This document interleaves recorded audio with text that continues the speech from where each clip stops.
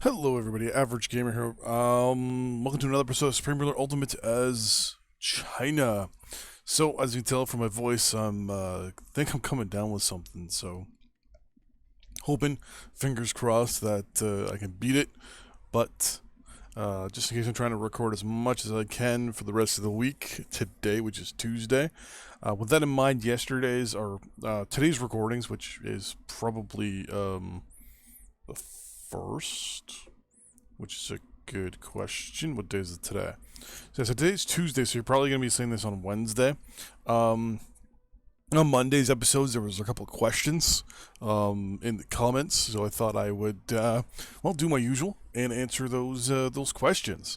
So I've been asked about basically an economy playthrough, just straight economy, no war and stuff like that.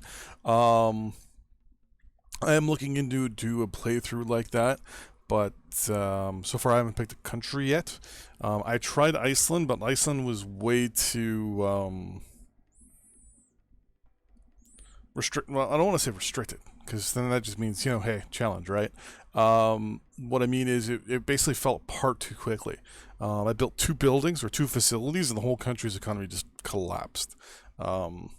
So looking into maybe doing something. I'm definitely gonna be playing as a country. It's just a matter of trying to figure out who. Maybe Iceland though. Still, I mean, who doesn't like a challenge, right? Cuba possibly. Um, yeah, something like that. So that's gonna be coming up in the next week or so. Just a straight economy playthrough. Though to be 100% honest with you, the China game is pretty much gone. I'd say 80% economy and 40%, 30%. Wait, no, I just said 80, right? Yeah, 80. Sorry, cough medicine. 80% economy, 15% war, and 5% diplomacy. So, we'll definitely have to take a look and pick a good country. As for the person who said they set increased treasury and raise taxes to 80%, yeah, you can do that for a country. Thing is, though, if you're just playing for just playing, yeah, you'll be making money and all that stuff, but technically you're ruining a whole bunch of other things within the country itself.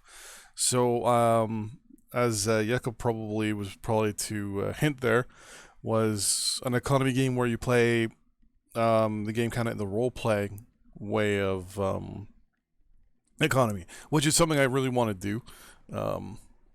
Which is it's the hardest in my eyes, the hardest part of the game. I've also have a question about from Yazid.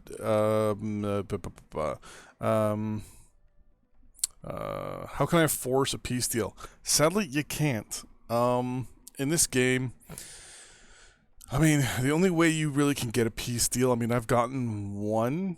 I believe it was when we first went to war. Oh, I keep hitting the wrong button here. Here we go. When I went to war with Cuba. Or not Cuba, Colombia. No, Venezuela, sorry. Wow. They offered me a peace deal a little later in the actual war itself. If the country sees no benefit in being at war with you, it will do a peace deal. Now, if you're bordering, for example, like say we were at war with Uzbekistan here. It's an all-out war because we're bordering each other. Now, if say a country that I can't really get to and they can't get to me, so say Jordan here. Jordan declared war on me. I can't get to them, they can't get to me. After a while, it will realize that there's no benefit to this war, and they'll just surrender, or they'll just put in a peace deal, like a ceasefire, basically. Another thing too is if the war lasts a very, very, very long time, and you kind of they can't advance, you just don't advance. They have massive losses. Sometimes they'll put in a ceasefire, but that's only if they have the upper hand. So I'm going to use the Cuban or the Korean Peninsula here. Loyalty. So if say, I'll bring this up. Here we go. So right now this is the border, right? Say of like this little actual yellow and blue. Now, if North Korea attacks South Korea, and the border is still the exact same. North Korea will never, or will not, so being the aggressor, might put forth a ceasefire if the borders don't change. South Korea is more likely to put in a peace deal if they have at least one or two pieces of territory from the aggressor state. Now, that is not a guarantee. I just noticed that seems to kind of impact things a little bit. Also, if the war lasts a long, long time, as I've mentioned, then they have a higher tendency of ceasefiring. So it's not really a peace deal as much as one side just basically gives up, which can get kind of humorous. Next one is how many weeks or days does it take to build an army? How many land fortifications or fabrications do you build? Well, technically, an army is any amount of units greater than one. Right, 2 divisions can equal an army technically. Basically, how long it takes is whatever your goal is. The units themselves take a long time to build. Like, for example, I'm trying to look here to see if there's anyone that's like our artillery here takes over 30 days to build. Our recon units take almost a month to build. So what I usually do when designing my military is I look long term how big my country is, and that kind of tells me right there how much I want to build. If I want to go offensive or defensive. Once I've made the decision, offensive or defensive military, then I decide, okay, how much am I going to build? How big's my military going to be? And then where am I going to station them? And then I look at where they're going to be stationed, and then I go, okay, so I only need technically X amount, Y amount, Z amount for land, air, and naval fabrication. As for how many, there's twofold here. If I'm not really in a warmongering mood, I might only have a few of each. Maybe 1 or 2 naval facilities, 3 or 4 air fabrication, and then maybe 3 or 4 land fabrication. If I'm in a situation where I have a large amount of territory like I do here in this game, and I've got a lot of people that don't like me, that could declare war on me at any minute, I'll usually have a lot more than normal. Like now that I'm doing my little build up here, and I'm building a lot more, I've got 52 land fabrication units, 35 air fabrication, and then 15 ground or naval fabrication, and then 15 missile. But I'm also building 24 there. I'm not building any for the Navy. Land I'm done building there for now. You don't really need that much depending on the size of your country, and also if your country can afford it. When you build a lot of units, it does affect your economy and things like that. It helps stimulate your economy, but also kind of impacts a few other things. So you always have to pay attention to that. Speaking of which, I'm just looking at our inflation here. It's 10.3%. Not bad. Making money. Actually, unpause. Let's see here. And there was some other comments as well, previously read. Was it this one? Nope. Wrong video. Post-live Americans have edited equipment because you have combat set to very easy.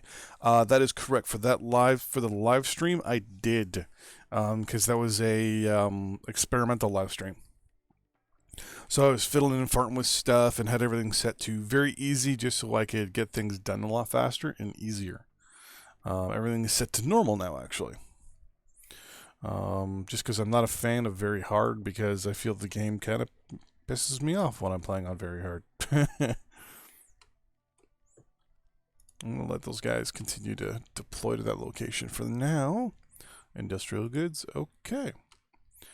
So, yeah, as for the economy playthrough, I'm going to probably pick a country economically to play as. I might pick someone actually within Europe.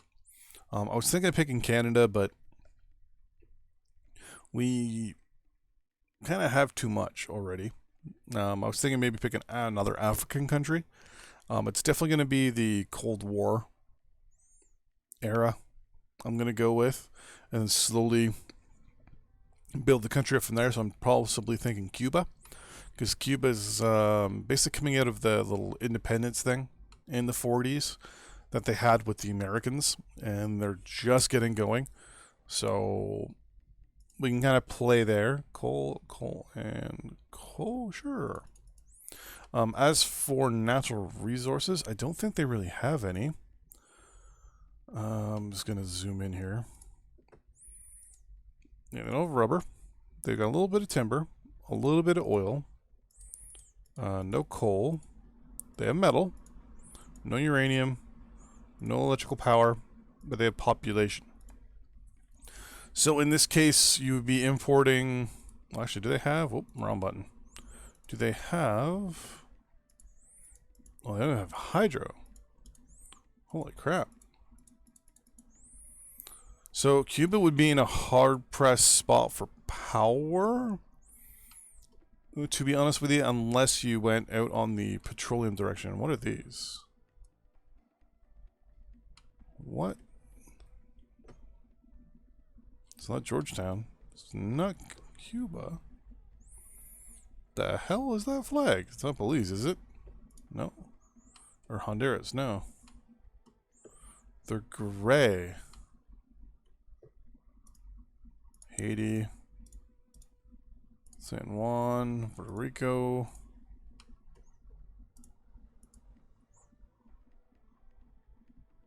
I recognize this flag and I don't know where it's from. Is it one of... It's gotta be one of these islands somewhere.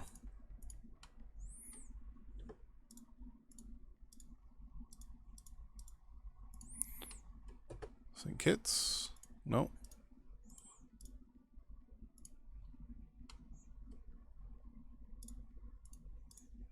Oh my god, where...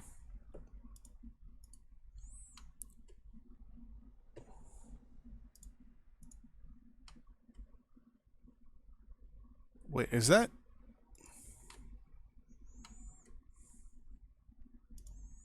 Oh my god, where...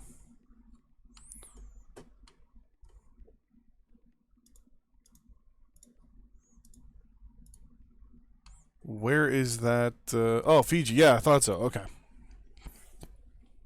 When I realized, I'm like, I recognize it. I couldn't figure out where it's from. There we go. Fiji. Okay. So Fiji has troops. Interesting. But yeah, I was thinking actually playing as Cuba, because Cuba will have a problem with power. They have no coal. They have a little bit of metal to trade. They got a little bit of timber to trade. They got a little bit of agriculture. No rubber.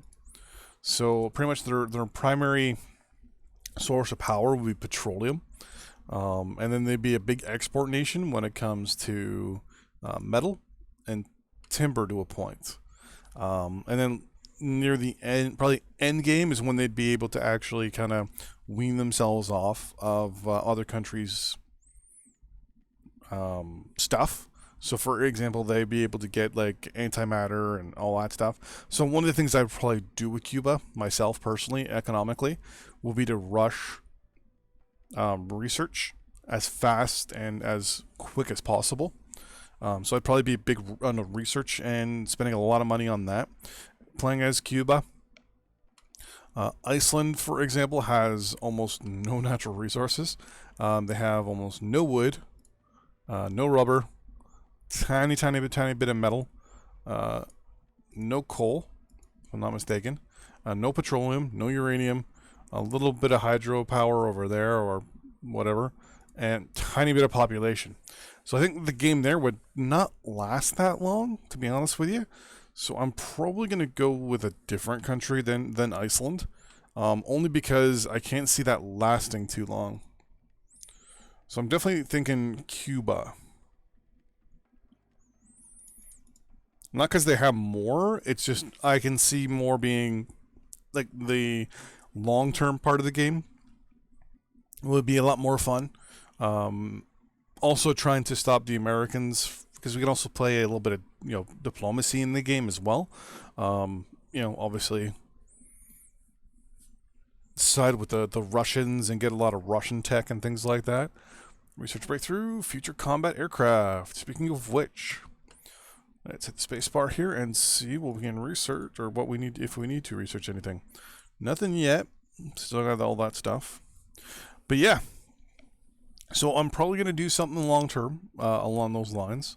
I'm also talking with a friend of mine who likes to mod games and stuff like that to see if they can get into the game. So I'm hoping that there would be a way that we can incorporate another country into the game called the United Nations, and it basically controls everything.